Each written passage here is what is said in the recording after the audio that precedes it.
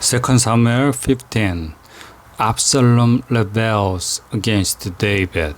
Some time later, Absalom got himself a chariot with horses to pull it, and he had 50 men run in front. He would get up early each morning and wait by the side of the road that led to the city gate. Anyone who had a complaint to bring to King David would have to go that way, and Absalom would ask each of them, "Where are you from?" If they said, "I'm from a tribe in the north," Absalom would say, "You deserve to win your case. It's too bad the king doesn't have anyone to hear complaint like yours. I wish someone would make me the judge around here. I would be fair to everyone." Whenever anyone came to Absalom and started bowing down, he would reach out and hug and kiss them. That's how he treated everyone from Israel who brought a complaint to the king. Soon everyone in Israel liked Absalom better than they liked David. 4 years later, Absalom said to David, "Please let me go to Hebron. I have to keep a promise that I made to the Lord. When I was living with Aram in Geshur, I promised that if the Lord would bring me back to live in Jerusalem, I would worship him in Hebron." David gave his permission, and Absalom went to Hebron. He took 200 men from Jerusalem with him, but they had no idea what he was going to do. Absalom offered sacrifice in Hebron and sent someone to Gilo to tell David's advisor, Ahithophel, to come. More and more people were joining Absalom and supporting his plot. Meanwhile, Absalom had secretary sent some messenger to the northern tribe of Israel. The messengers told everyone, "When you hear the sound of the trumpet, you must shout, 'Absalom must rule as king in Hebron. David has to leave Jerusalem.'" A messenger came and told David everyone in Israel is on Absalom's side. David's officers were in Jerusalem with him, and he told them, "Let's get out of here. We have to leave soon, or none of us will escape from Absalom. Hurry. If he moves fast, he could catch us while we're still here. Then he will kill us and everyone else in the city." The officer said, "Your Majesty, we'll do whatever you say." David left behind 10 of his wives to take care of the place at palace, but the rest of his family and his officers and soldiers went with him. They stopped at the rest house at the edge of the city. Then David stood there and watched while his regular troops and his bodyguards marched past. The last group was the 600 soldiers who had followed him from Gath. Their commander was Ittai. David spoke to Ittai and said, "You're a foreigner from the town of Gath. You don't have to live with us. Go back and join the new king. You haven't been with me very long. So why should you have to follow me when I don't even know where I am going? Take your soldiers and go back. I pray that the Lord will be kind and faithful to you. Ittai answered, Your Majesty, just as surely as you and the Lord live, I will go where you go, no matter if it costs me my life. Then come on, David said. So Ittai and all his men and their families walked on past David. David sends a sacred chest back to Jerusalem. The people of Jerusalem were crying and mourning as David and everyone with him passed by. He led them across Kidron Valley and along the Lord toward the desert. Zadok and Abiathar the priest were there, along with several men from the tribe of Levi, who were carrying the sacred chest. They set the chest down and left it there until David and his followers had gone out of the city. Then David said, Zadok, take the sacred chest back to Jerusalem. If the Lord is pleased with me, he will bring me back and let me see it and his tent again. But if he says he isn't pleased with me, then let him do what I know is best. Zadok, you're a good judge of things. So return to the city and don't cause any trouble. Take your son Ahimaaz with you. Abiathar and his son Jonathan will also go back.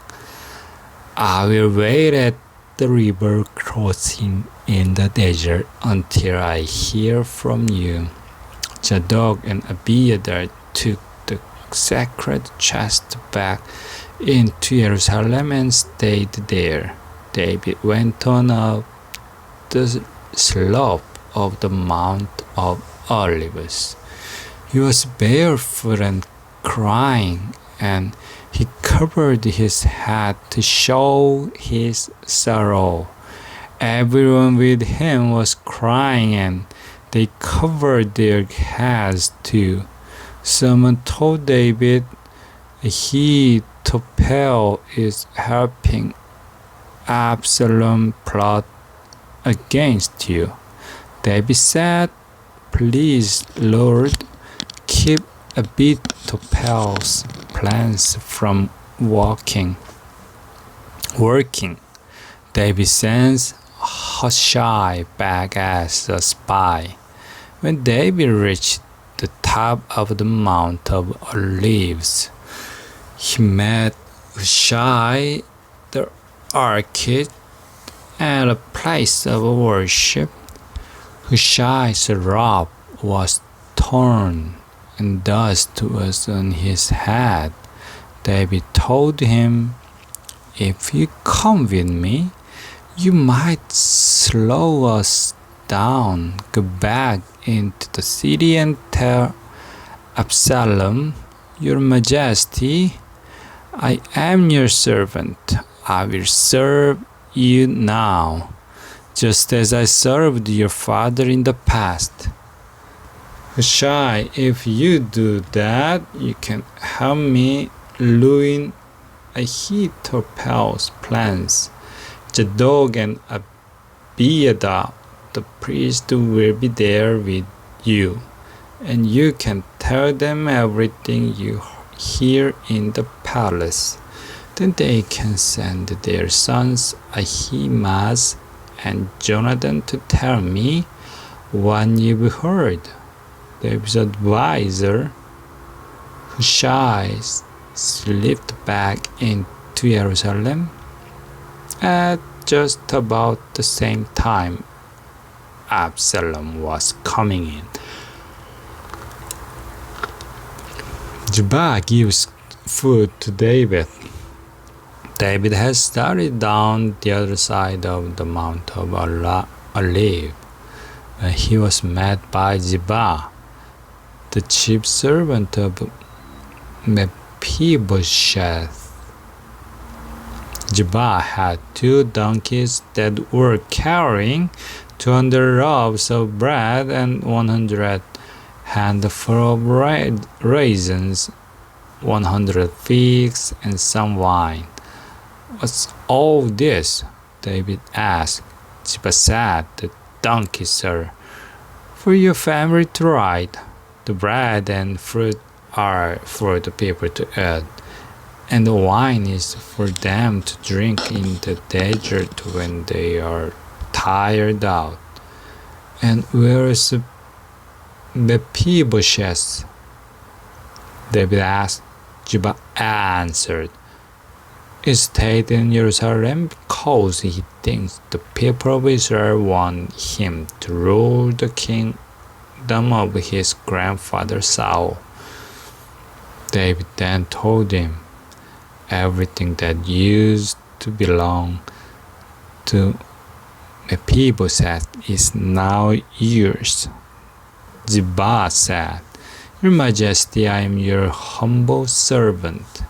I hope you will be pleased with me. Shimei curses David. David was near the town of Bashurim when a man came out and started cursing him.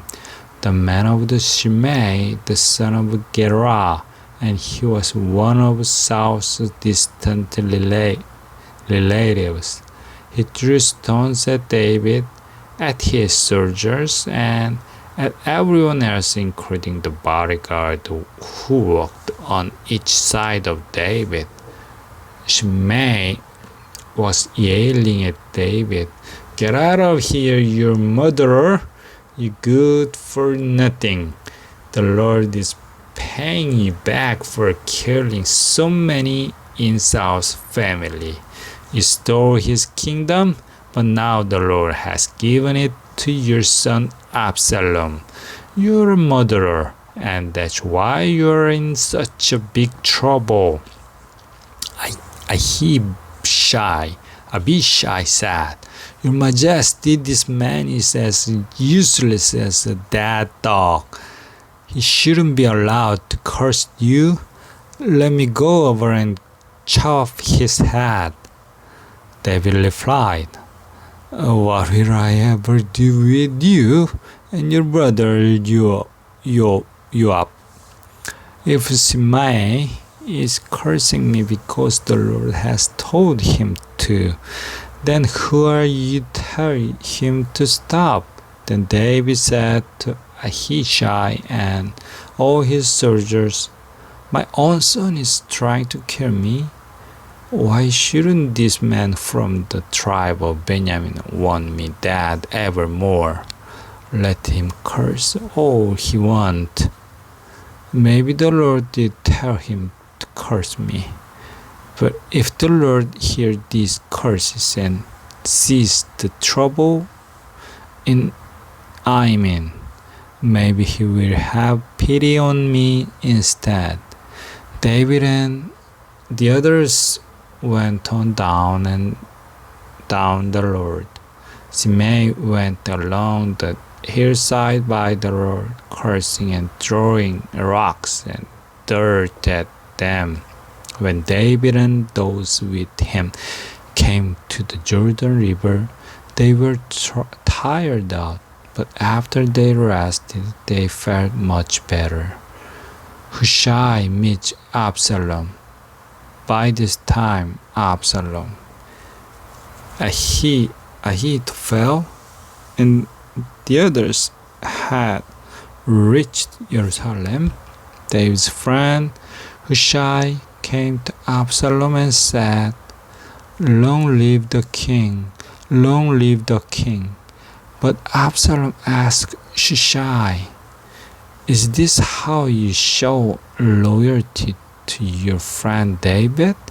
Why didn't you go with him? Hushai answered, The Lord and the people of Israel has chosen you to be king. I can't leave.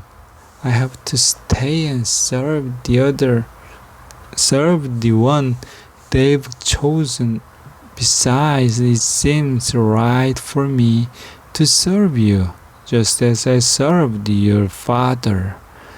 Ahithophel's advice. Absalom turned to Ahithophel and said, "Give us your advice. What should we do?" Ahithophel answered, "Some of your father's wives were left here to take care of the palace. You should have sex with them. Then everyone will find out that you have publicly disgraced your father. This will make you and your followers even more powerful." Absalom had tent set up on the flat roof of the palace, and everyone watched as he went into the tent with his father's wives. Ahithophel gave such good advice in those days that both Absalom and David thought it came straight from God.